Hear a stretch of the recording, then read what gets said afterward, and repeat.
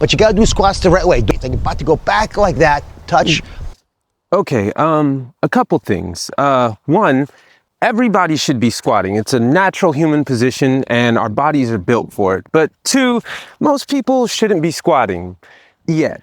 And here's why I say that. Now, despite what some people would claim, there's actually no one proper way to squat. There's different squats that do different things and work different muscles in different ways, but they all kind of basically just come down to a combination of a few different factors. Have to have sufficient hip flexion, knee flexion, dorsiflexion in the ankles. You have to have sufficient eccentric strength. That means the muscle is being loaded while it's getting stretched in your lower back, in your glutes, in your quadriceps, and in your soleus while you descend down. At the same time, everything else in your body needs to be pretty stable and balanced and locked in so that you don't fall all over the place. You think about it, that's a lot of things, which is why a lot of people's squats look like this.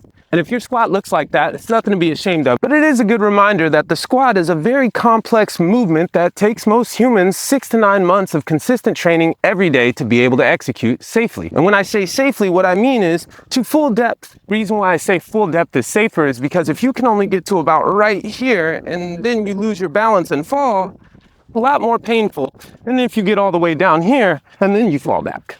So then what should you do if you're not ready for a full squat?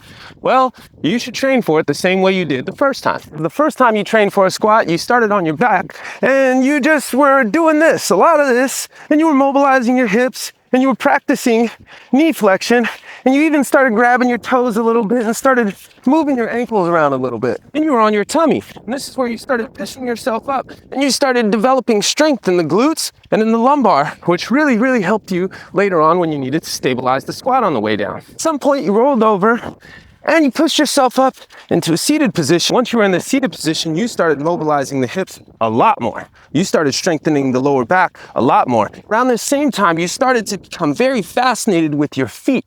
So you started moving them around like this, which really helped your ankles become mobile enough to do a full squat. You leaned forward and you started crawling around. And when you started crawling around, you started loading your ankles and your feet and your quads a lot, which really helped you develop the eccentric strength that you would need. And then you crawled over to something real sturdy and you put your foot there and you used that sturdy object as assistance to hold you while you finally started doing your first real deep squats.